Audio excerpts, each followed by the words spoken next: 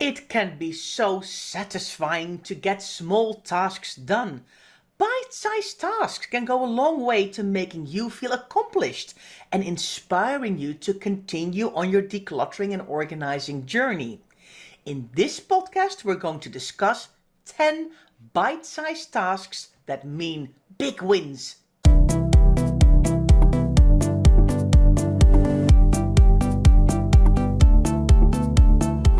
You're listening to the Declutter Hub podcast, bringing you tried and tested, no-nonsense tips and advice from the leading experts in decluttering and organising your home. Now here are your hosts, Ingrid Jansen and Leslie Spellman.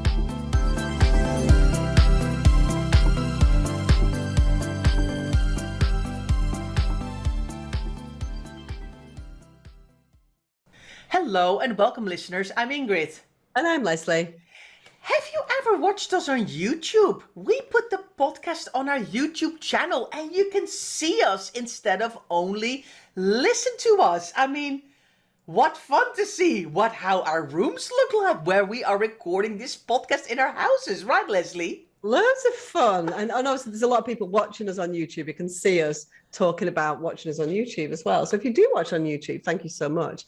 But yeah, if you just want that extra thing, a lot of people like it, don't they? The extra excitement almost of seeing us face to face. You know what I mean? What could be better? But yeah, we have a YouTube channel. We have all of our podcasts on there, obviously. And since episode 150, we have been recording them. And we also have some other cool stuff. So do subscribe to our YouTube channel, The Declutter Hub.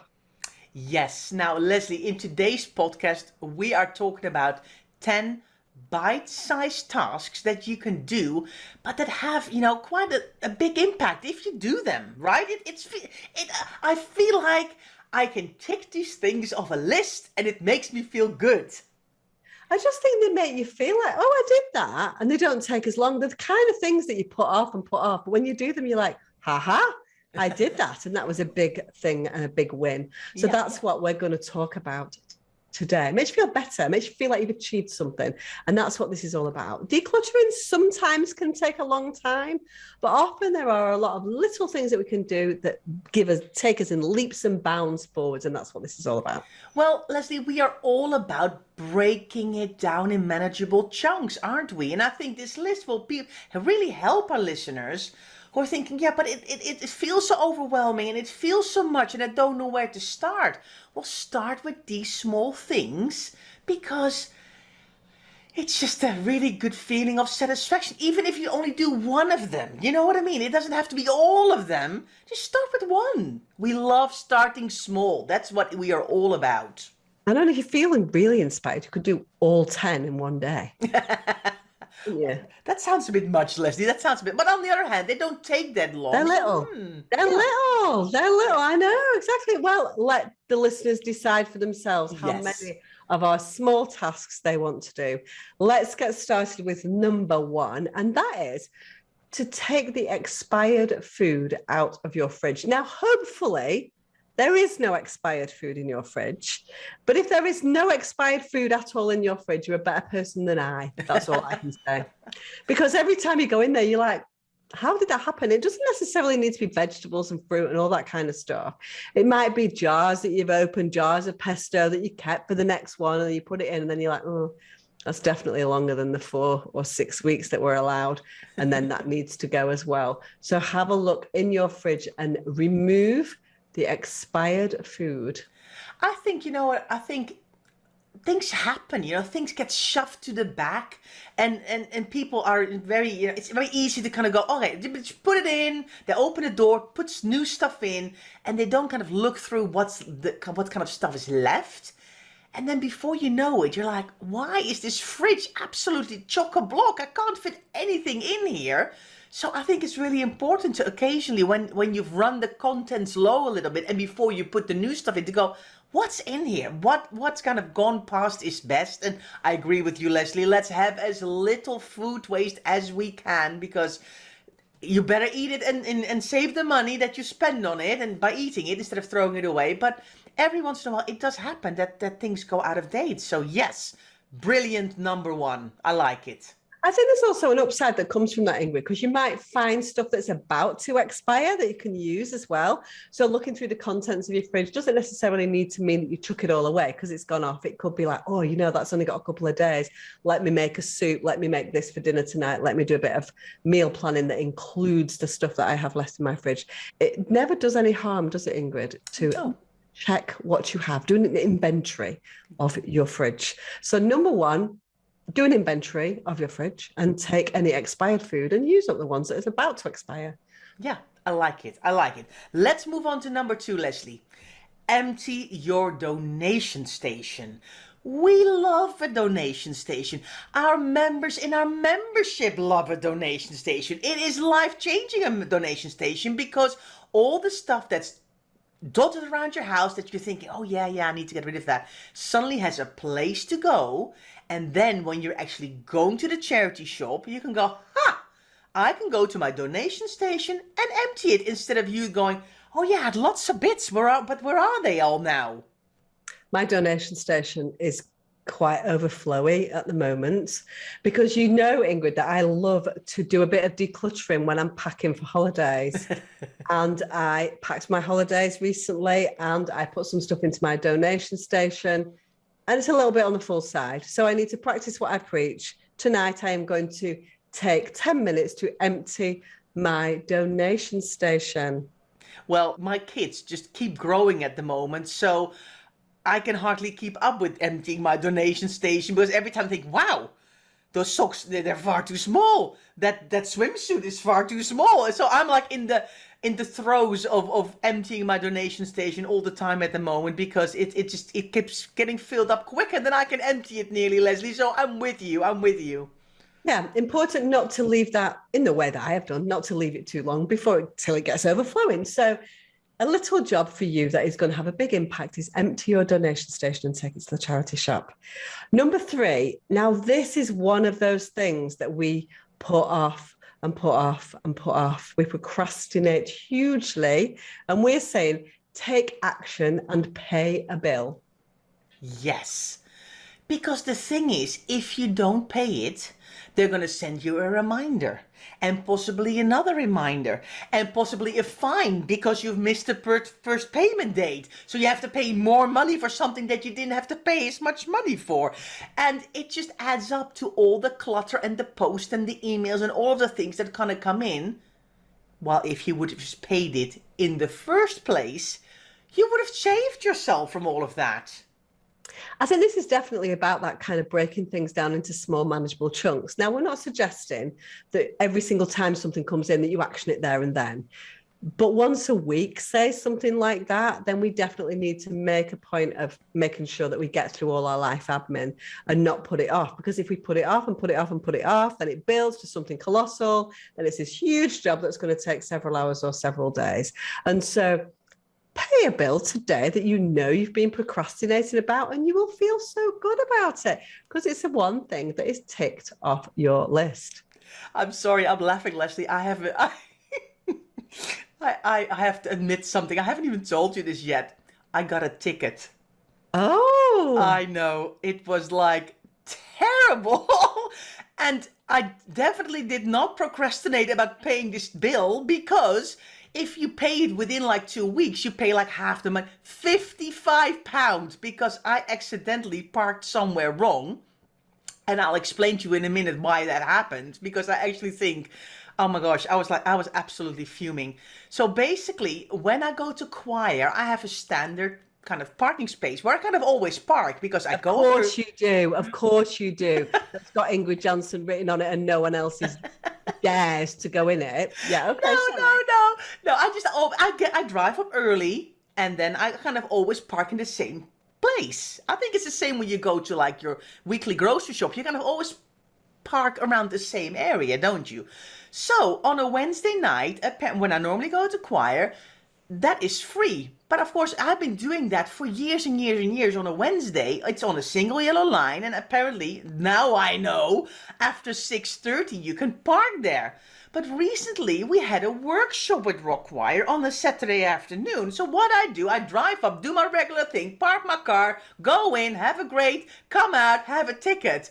because apparently during the day you can't park on a single yellow line. But of course, I had not clocked that. I had not clocked the little sign that was very much there, but it was so in my routine. So I was very cross with myself.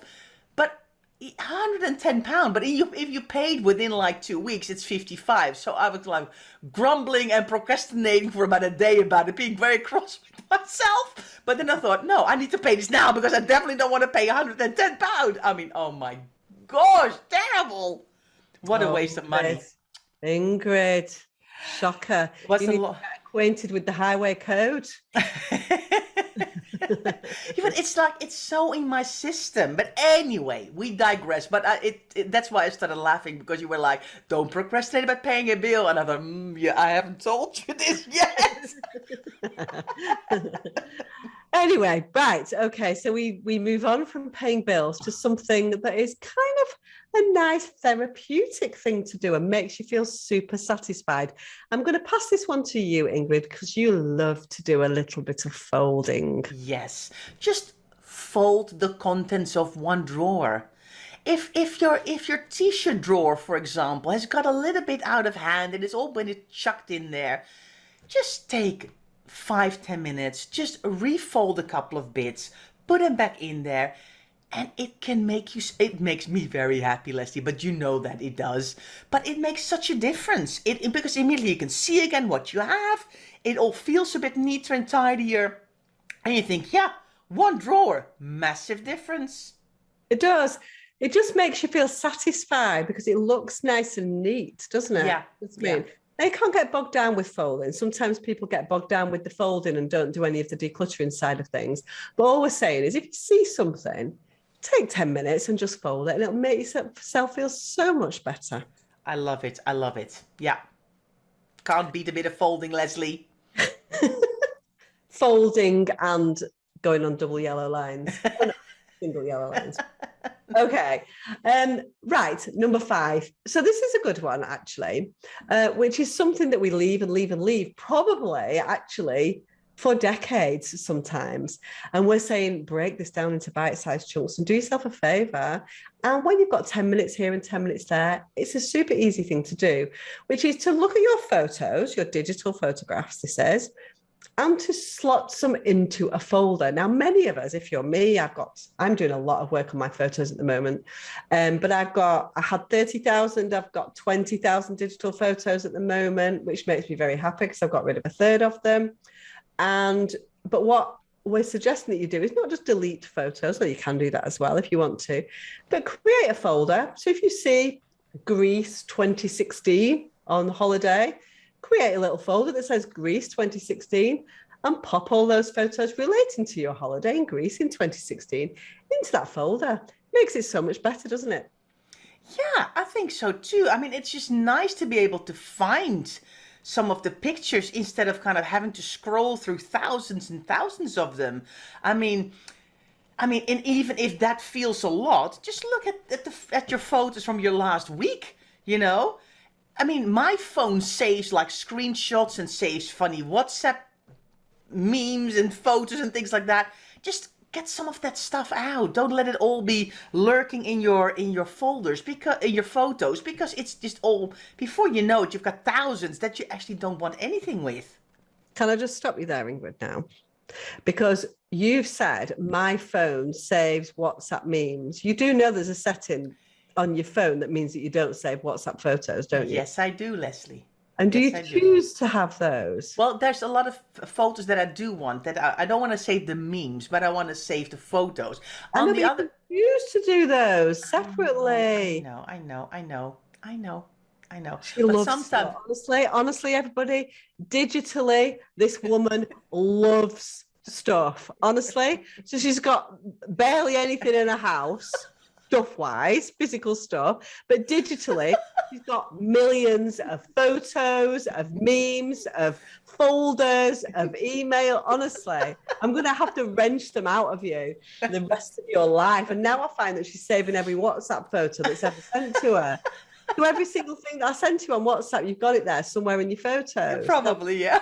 Ingrid, when are you ever going to shave? We need a break. Leslie, let's go for a break.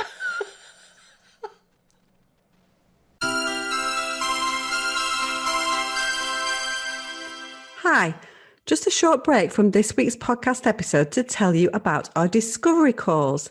Maybe you aren't sure if a membership or a course is quite for you, or you would like to know exactly how our membership or courses work.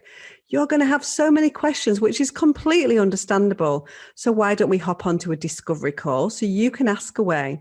It's just a 15-minute call and it's completely free. No catch, just a simple chat with Ingrid or I. Find out more on declutterhub.com/discovery. Hello, everybody. So I've stopped laughing now. I was getting a bit hysterical there because Leslie telling me off about my crazy keeping of all kinds of digital files. So I'm gonna put us back on track, Leslie. Let's talk about the next set of bite-sized tasks that mean big wins. So I got a good one. Go to your car with a rubbish bag or a little recycling bag and empty your car of all this kind of rubbish that's in there. Just take a bin bag. It's going to take, honestly, not that long unless you kind of maybe possibly have not done this for like 6 years. It might take a little bit longer, but normally, normally you can just take a bin bag to your car and get a few bits out that have been lurking in there. What sort of rubbish have you got in your car?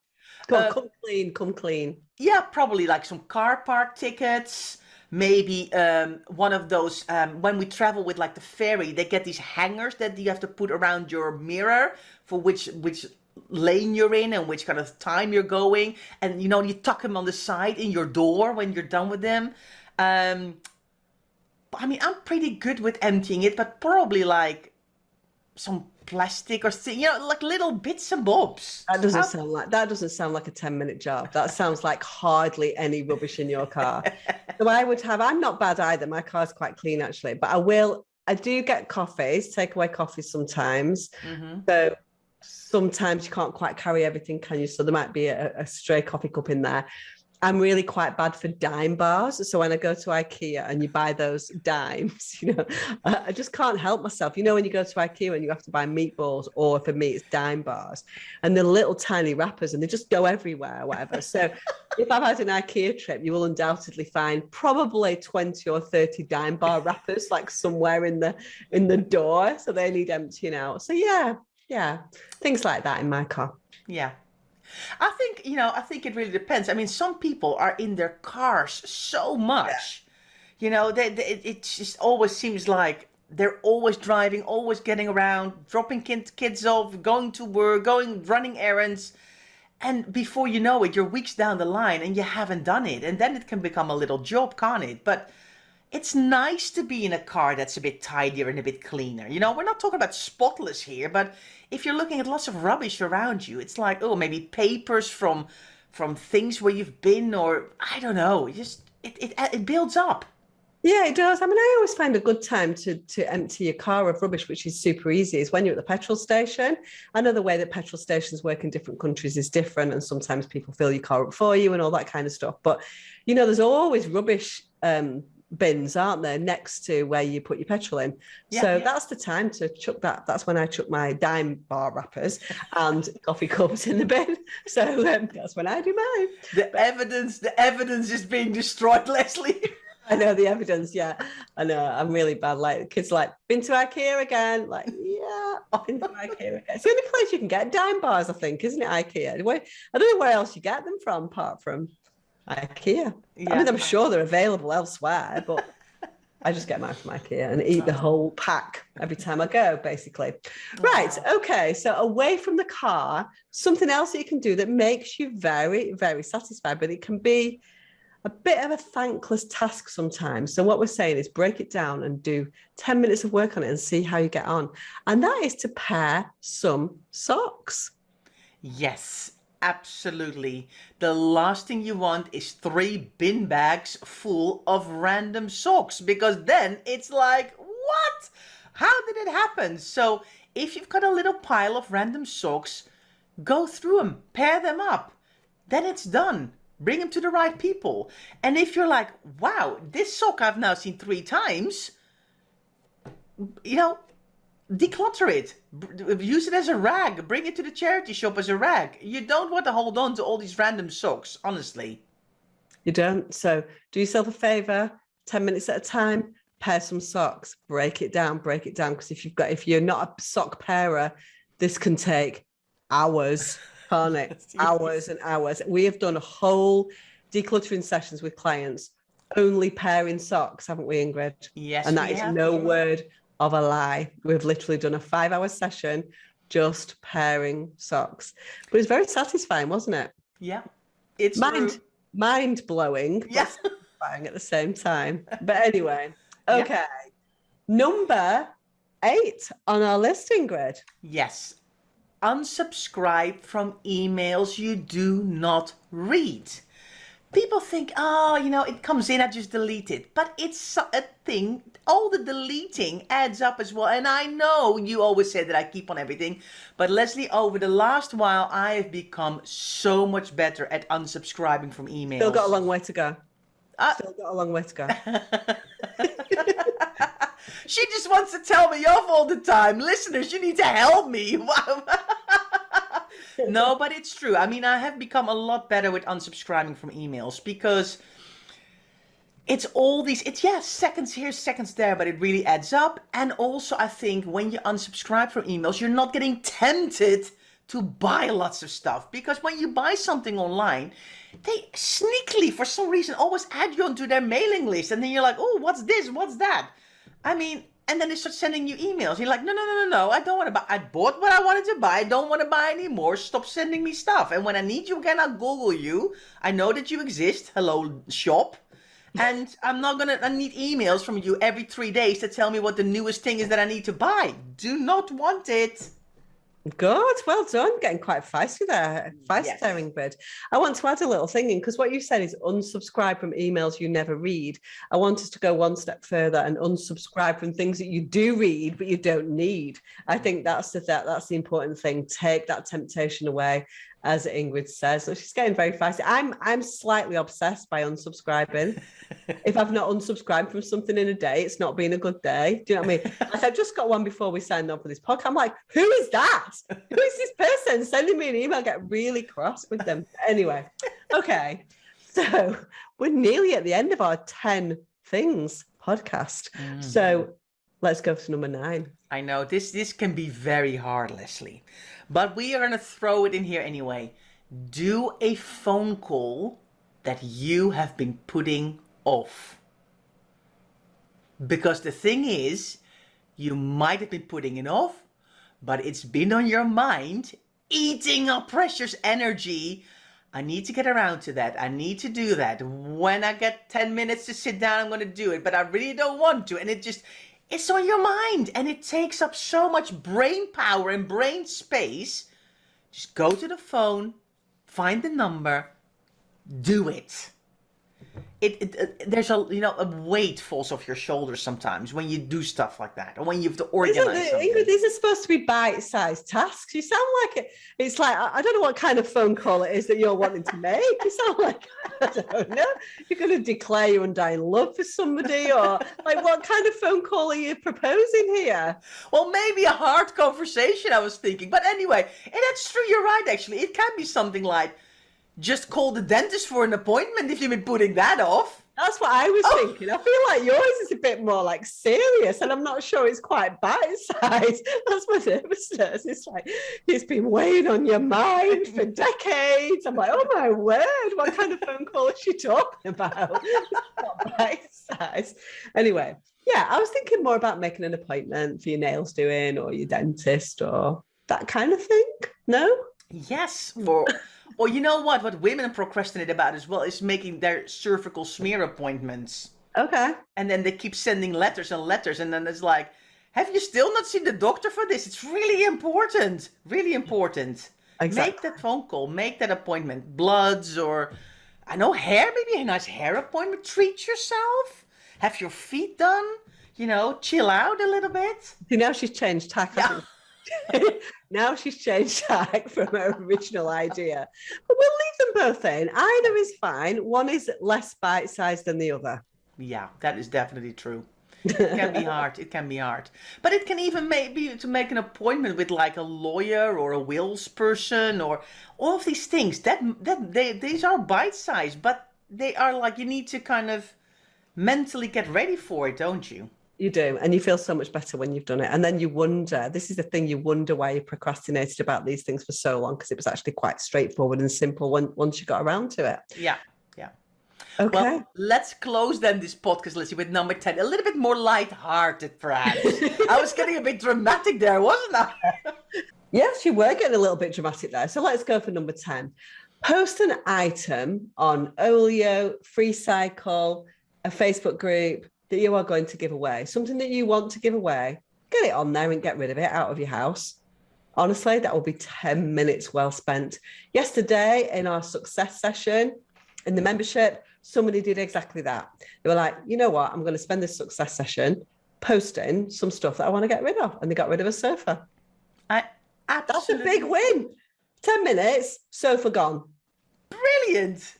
Yeah, exactly. I know. I mean, that's the love. That's what I love about the success sessions, because we've introduced them in the membership, and our members, once a week for 1 hour, we get together with our members and we say, let's work together. And it's so inspirational and motivational, isn't it, Liz? And you see everybody on Zoom working and doing stuff in their house. Indeed, one of our members said, I've actually decluttered the sofa in the last 10 minutes because I finally put it on Olio or FreeCycle, whatever it was that she put it on. And it's been gone. Brilliant. Exactly. So I think they're pretty big wins. Yeah. Bite-sized tasks, apart from the long-lost phone call that Ingrid wanted to make, that have a big impact. Yes. Thank you, Leslie. No, I will never, ever let you get away with anything. I know. It's like, why do I even try? Even if I think, oh, let me say it. No, you've said it now. You can't change your mind anymore. It's in there. It's in the podcast. All of our listeners will know. Exactly. Anyway, we appreciate you listening every week, don't you, Leslie? I mean, I think we just love laughing and chatting and... I don't know whether there's any value in anything that we ever say. We just laugh our way through half an hour of content. I believe that there is value in there. Even if you just do one of these things and think, you know what, I've got 10 minutes, let me do something that Ingrid and Leslie mentioned today. Yeah. It will make you feel so much better about things, won't it? Yeah, I think so too. So thanks for being here. And we're looking forward to seeing you next week at the next podcast of the Declutter podcast. So thanks so much for listening and see you soon.